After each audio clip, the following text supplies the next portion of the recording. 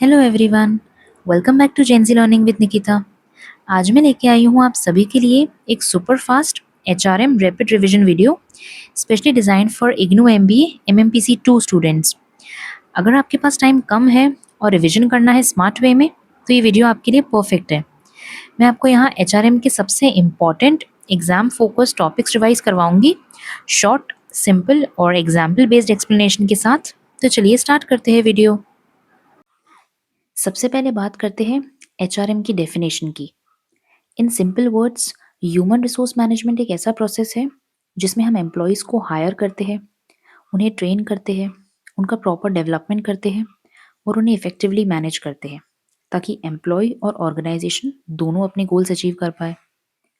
मतलब एचआरएम का main focus होता है राइट पर्सन को राइट जॉब पर अपॉइंट करना, उन्हें ट्रेन करना, मोटिवेटेड रखना और उनके थ्रू ऑर्गेनाइजेशन के ऑब्जेक्टिव्स को अचीव करना। क्योंकि एक बिजनेस तभी ग्रो करता है जब लोग मोटिवेटेड और एफिशिएंट होते हैं, राइट। अब बात करते हैं एचआरएम के ऑब्जेक्टिव्स की। सबसे पहले है placing the right person at the right job. HRM का पहला ऑब्जेक्टिव ही यही है कि सही पर्सन को सही पोजीशन पे रखा जाए। सेकंड, एनहेंसिंग एम्प्लॉय परफॉर्मेंस, मतलब ट्रेनिंग, डेवलपमेंट और मोटिवेशन के थ्रू एम्प्लॉयज की परफॉर्मेंस को इम्प्रूव करना। उसके बाद है building a positive work culture, मतलब एक हेल्दी, सपोर्टिव और इंक्लूसिव वर्क एनवायरनमेंट बनाना जहाँ एम्प्लॉयज अपने बेस्ट पोटेंशियल पे काम कर पाए। उसके बाद है एंश्योरिंग कंप्लायंस विद लॉज, मतलब एचआरएम इंश्योर करता है कि ऑर्गेनाइजेशन सारे लेबर लॉज और गवर्नमेंट रेगुलेशंस को फॉलो करे। और फिर सबसे लास्ट में है achieving business goal through people. सबसे इम्पॉर्टेंट, एचआरएम का अल्टीमेट एम है ऑर्गेनाइजेशन के ओवरऑल बिजनेस ऑब्जेक्टिव्स को अचीव करना by effectively managing its people. So these are the objectives of HRM. Okay, चलिए अब देखते हैं इवोल्यूशन ऑफ एचआरएम, मतलब कि ये कॉन्सेप्ट टाइम के साथ कैसे डेवलप हुआ। सबसे पहले पर्सोनल मैनेजमेंट। इनिशियली एचआरएम को पर्सोनल मैनेजमेंट बोलते थे। उस टाइम एचआर का रोल सिर्फ पेरोल बनाना, अटेंडेंस रखना और एम्प्लॉय रिकॉर्ड्स मेंटेन करना यहाँ तक ही लिमिटेड था। कोई फोकस नहीं था एम्प्लॉय मोटिवेशन या ग्रोथ पे। ओके, उसके बाद आया ह्यूमन रिसोर्स मैनेजमेंट, जिसमें ऑर्गेनाइजेशंस ने रियलाइज किया कि एम्प्लॉय सिर्फ वर्कर्स नहीं है बल्कि वैल्यूएबल रिसोर्सेज है। सो यहाँ से फोकस शिफ्ट हुआ ट्रेनिंग, डेवलपमेंट और मोटिवेशन पे। और फिर उसके बाद आया स्ट्रेटेजिक एचआरएम। मॉडर्न एरा में एचआरएम को बिजनेस स्ट्रेटेजी के साथ अलाइन किया गया। मतलब अब एचआर सिर्फ एडमिनिस्ट्रेटिव काम नहीं करता बल्कि बिजनेस प्लानिंग और डिसीजन मेकिंग का भी एक इंटीग्रल पार्ट है। तो आज के टाइम में एचआरएम का स्कोप बहुत ब्रॉड है। It's about managing people strategically to achieve long term success. Okay, अब हम बात करते हैं functions, roles and challenges of HR managers की।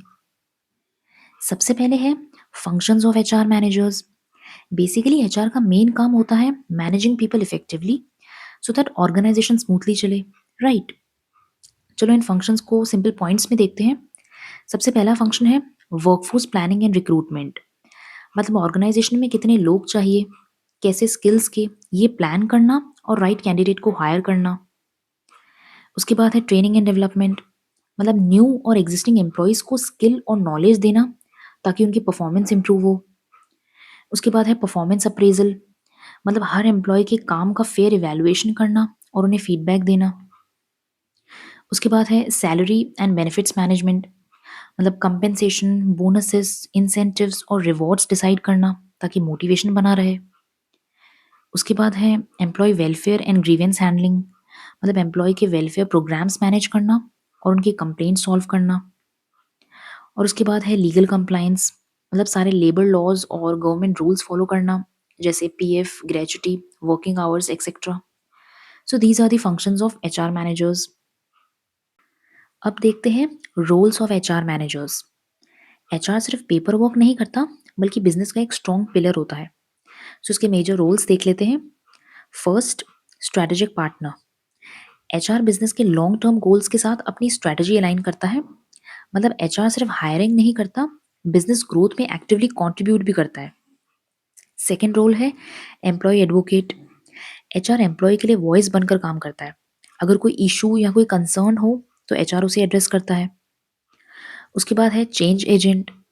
जब ऑर्गेनाइजेशन में कोई मेजर चेंज होता है, जैसे रीस्ट्रक्चरिंग या न्यू पॉलिसी, तो एचआर स्मूथ ट्रांजिशन इंश्योर करता है। और उसके बाद है एडमिनिस्ट्रेटिव एक्सपर्ट। मतलब एचआर रिकॉर्ड्स, पॉलिसीज और सिस्टम्स को मैनेज करता है ताकि डेली ऑपरेशंस एफिशिएंटली चले। तो एचआर मैनेजर एक टाइम में लीडर भी है, लिसनर भी है और प्लानर भी है। So these are the major roles of HR managers. अब देखते हैं challenges faced by HR managers. आज के फास्ट चेंजिंग बिजनेस वर्ल्ड में एचआर का काम इजी बिल्कुल नहीं है। इसमें भी चैलेंजेस है। First, talent acquisition and retention.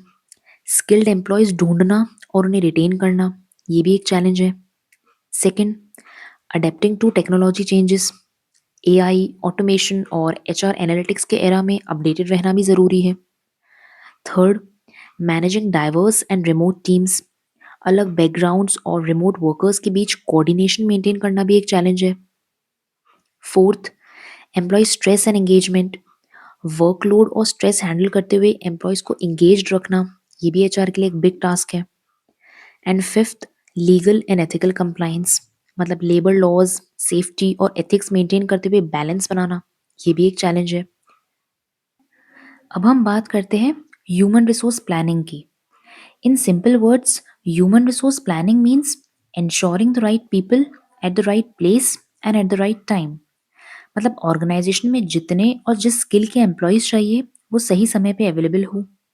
So basically HRP एक प्रोसेस है जिससे ऑर्गेनाइजेशन फ्यूचर के मैन पावर नीड्स को पहले से प्लान करता है ताकि शॉर्टेज या सरप्लस ना हो।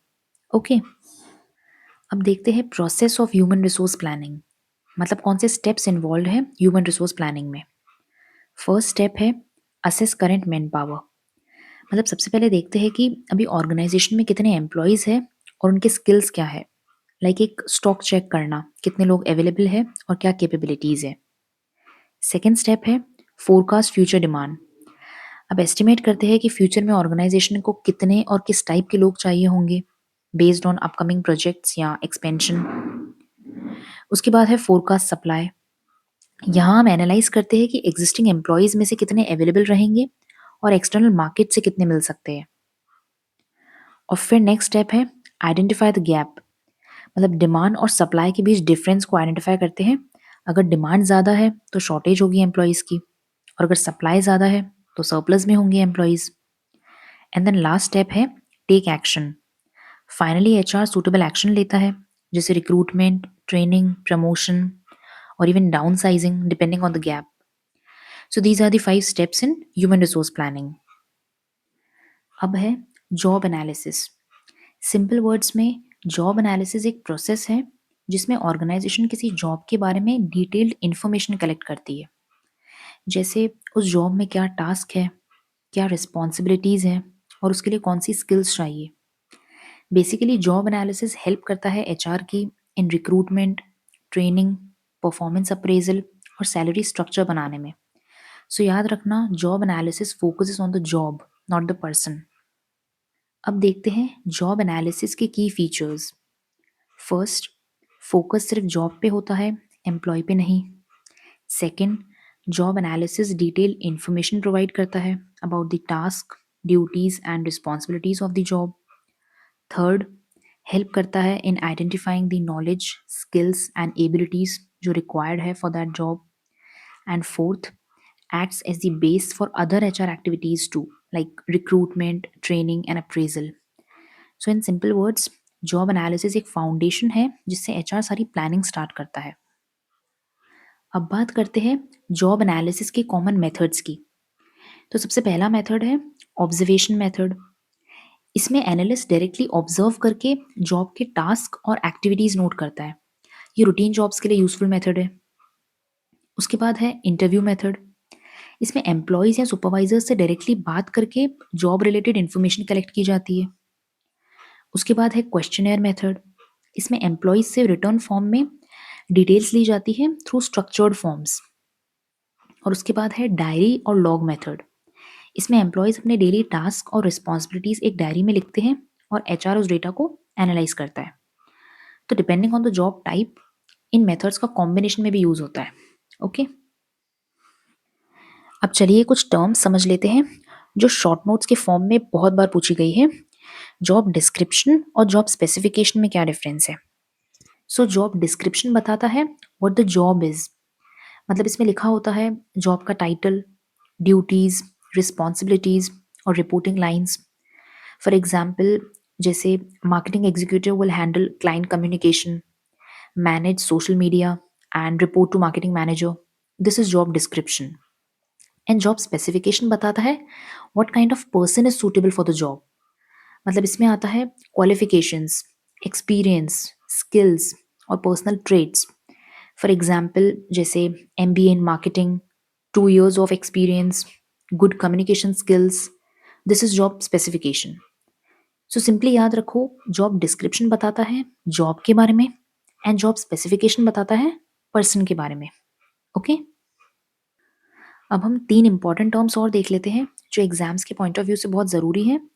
Job rotation, job enlargement and job enrichment.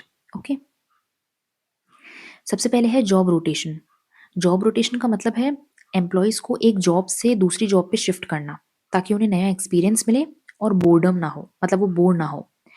इससे मल्टी स्किल डेवलपमेंट भी होता है और लर्निंग भी इंक्रीज होती है, राइट। सो नेक्स्ट है जॉब एनलार्जमेंट। ये होता है हॉरिजॉन्टल एक्सपेंशन, मतलब एक एम्प्लॉय के काम में और टास्क ऐड कर दिए जाते हैं सेम लेवल के। फॉर एग्जाम्पल, डेटा एंट्री के साथ अब रिपोर्टिंग का काम भी दे दिया जाए। इसका पर्पस है वैरायटी लाना और बोर्डम को कम करना। So in simple words, more task of the same level. This is job enlargement. उसके बाद है जॉब एनरिचमेंट। ये होता है वर्टिकल एक्सपेंशन, मतलब एम्प्लॉय को ज़्यादा अथॉरिटी और डिसीजन मेकिंग पावर देना। फॉर एग्जाम्पल, जैसे सेल्स एग्जीक्यूटिव को अब अपने टारगेट्स डिसाइड करने का पावर मिल गया। इसका पर्पस है मोटिवेशन और सेटिस्फैक्शन बढ़ाना। So in simple words, more power, more responsibility. This is job enrichment. Okay, अब हम बात करते हैं रिक्रूटमेंट एंड सिलेक्शन प्रोसेस की। सबसे पहले है रिक्रूटमेंट क्या होता है। सिंपल वर्ड्स में, recruitment means attracting a pool of suitable candidates for a job. मतलब ऑर्गेनाइजेशन को जब नए लोग चाहिए होते हैं या नए एम्प्लॉयज़ चाहिए होते हैं, तो HR उन्हें अट्रैक्ट करता है डिफरेंट सोर्सेज के थ्रू।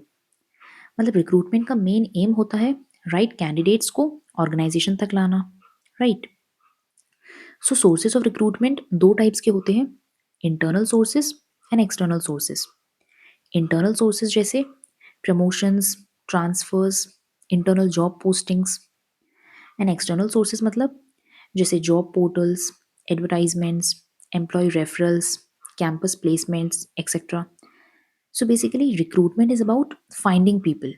ओके, अब आते हैं सिलेक्शन पर। जब रिक्रूटमेंट से कैंडिडेट्स आ जाते हैं, तब HR उनमें से बेस्ट कैंडिडेट चूज करता है।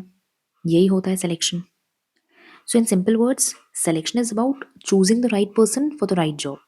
ओके, अब स्टेप्स इन सिलेक्शन प्रोसेस। सबसे पहले जॉब पोस्ट की जाती है जॉब पोर्टल्स पर, वहाँ से एप्लीकेशंस कलेक्ट की जाती है। फिर कैंडिडेट्स शॉर्टलिस्ट किए जाते हैं। फिर उनके इंटरव्यूज़ कंडक्ट किए जाते हैं, कुछ टेस्ट लिए जाते हैं। देन फाइनल सिलेक्शन होता है, देन ऑफर लेटर दिया जाता है, देन कुछ जॉइनिंग फॉर्मेलिटीज़ होती है। सो ये होते हैं steps in selection process. So recruitment means attracting candidates and selection means choosing the best one. Okay, अब बात करते हैं इंटरव्यू की। इंटरव्यू एक पर्सनल इंटरेक्शन होता है जहाँ एम्प्लॉयर कैंडिडेट की नॉलेज, एटीट्यूड और कॉन्फिडेंस को असेस करता है, राइट। कुछ कॉमन टाइप्स ऑफ इंटरव्यूज होते हैं, जैसे स्ट्रक्चर्ड इंटरव्यू। इसमें प्री डिफाइंड क्वेश्चंस होते हैं, same for all the candidates. फिर आता है अनस्ट्रक्चर्ड इंटरव्यू। ये इनफॉर्मल टाइप का होता है, कन्वर्जेशनल स्टाइल। उसके बाद है पैनल इंटरव्यू। इसमें एक कैंडिडेट होता है और मल्टीपल इंटरव्यूअर्स होते हैं जो उसका इंटरव्यू लेते हैं। और फिर आता है बिहेवियर और सिचुएशनल इंटरव्यू। इसमें कैंडिडेट से पूछा जाता है what would you do if, ऐसे situational type questions. So in simple words, interview is a two way communication to check the suitability of that candidate, right. अब नेक्स्ट है selection test. इनका main purpose होता है candidate के knowledge, skills, attitude और personality को objectively measure करना। कुछ common types of selection test देख लेते हैं। सबसे पहले है aptitude test. Aptitude test check करते हैं एक पर्सन की लॉजिकल थिंकिंग, रीजनिंग और उसकी प्रॉब्लम सॉल्विंग एबिलिटी। फिर आता है पर्सनैलिटी टेस्ट, जो जज करते हैं एक पर्सन के नेचर और बिहेवियर को। फिर आते हैं स्किल टेस्ट, जो practical job related skills check करते हैं। और फिर आते हैं साइकोमेट्रिक टेस्ट, जो कैंडिडेट के overall mental and emotional fitness को असेस करते हैं। So these are the common types of selection test जो एग्जाम में पूछ लिए जाते हैं। अब हम बात करते हैं स्ट्रैटेजिक एचआरएम की। देखो, नॉर्मली एचआरएम का फोकस होता है डे टू डे एक्टिविटीज़ पे, जैसे हायरिंग, ट्रेनिंग, सैलरी एक्सेट्रा। लेकिन स्ट्रैटेजिक एचआरएम एक स्टेप आगे जाता है। यहाँ एचआर का मेन रोल होता है ह्यूमन रिसोर्स स्ट्रैटेजीज को बिजनेस गोल्स के साथ अलाइन करना। सो सिंपल वर्ड्स में स्ट्रैटेजिक एचआरएम का मतलब है right people, right skills, right place, but with a long term business vision. Okay, मतलब एचआर सिर्फ रिक्रूटमेंट या पेरोल तक लिमिटेड नहीं है, बल्कि बिजनेस का एक स्ट्रैटेजिक पार्टनर बन जाता है। फॉर एग्जाम्पल, जैसे मान लो एक कंपनी डिसाइड करती है कि नेक्स्ट 3 साल में ग्लोबल मार्केट में एक्सपैंड करेगी, तो एचआर डिपार्टमेंट को अब ऐसे लोग चाहिए जिनके पास इंटरनेशनल एक्सपोजर हो, लैंग्वेज स्किल्स हो और अडेप्टेबिलिटी हो। सो अब एचआर की प्लानिंग, हायरिंग और ट्रेनिंग सब बिजनेस एक्सपेंशन स्ट्रेटजी के अकॉर्डिंग होगी। सो यही होता है स्ट्रेटेजिक एचआरएम। ओके, अब देखते हैं relevant theories of strategic HRM. सबसे पहली थ्योरी है रिसोर्स बेस्ड व्यू, आरबीवी। ये थ्योरी कहती है कि कंपनी की सबसे बड़ी एसेट होते हैं उसके एम्प्लॉयज़। मतलब अगर आप अपने एम्प्लॉयज़ के स्किल्स, नॉलेज और टैलेंट में इन्वेस्ट करते हो, तो आप एक ऐसी कैपेबिलिटी बिल्ड करते हो जिसे कॉम्पिटिटर भी कॉपी नहीं कर सकते। फॉर एग्जाम्पल, जैसे इन्फोसिस, टीसीएस या गूगल जैसी कंपनीज अपने एम्प्लॉयज़ के ट्रेनिंग और स्किल डेवलपमेंट पे ह्यूज इन्वेस्टमेंट करती है। क्यों? बिकॉज स्किल्ड एम्प्लॉयज़ ही उनकी रियल कॉम्पिटिटिव एडवांटेज है। सो ये थ्योरी यही कहती है कि एचआर का फोकस होना चाहिए on developing unique human resources. Okay, अब नेक्स्ट थ्योरी है बिहेवियर पर्सपेक्टिव। ये थ्योरी कहती है कि ऑर्गेनाइजेशन की सक्सेस डिपेंड करती है एम्प्लॉयज़ के बिहेवियर पे। मतलब अगर एचआर पॉलिसीज ऐसे डिज़ाइन की जाए जो एम्प्लॉयज़ को मोटिवेटेड और कमिटेड रखे, तो ऑटोमेटिकली उनका बिहेवियर ऑर्गेनाइजेशन के गोल्स के साथ अलाइन हो जाता है, राइट? फॉर एग्जाम्पल, अगर कंपनी परफॉर्मेंस बेस्ड रिवॉर्ड्स देती है, तो एम्प्लॉयज़ नेचुरली अपना बेस्ट देने की कोशिश करते हैं। सो ये होती है behaviour perspective theory. Okay, and that's all for today's HRM rapid revision. आज हमने कवर किए एचआरएम के मोस्ट इंपॉर्टेंट और रिपीटेड एग्जाम टॉपिक्स। कुछ और हाई स्कोरिंग टॉपिक्स रिमेनिंग हैं जिसे हम नेक्स्ट वीडियो में कंटिन्यू करेंगे। So don't miss it, and channel को सब्सक्राइब और वीडियो को लाइक करना मत भूलना। और कमेंट में लिखो ready for next session. And अगर किसी और सब्जेक्ट का भी ऐसा रैपिड रिविजन वीडियो चाहिए हो तो कमेंट्स में ज़रूर बताना। So see you soon in the next HRM revision video. Till then, keep learning, keep growing, and all the very best for your exams.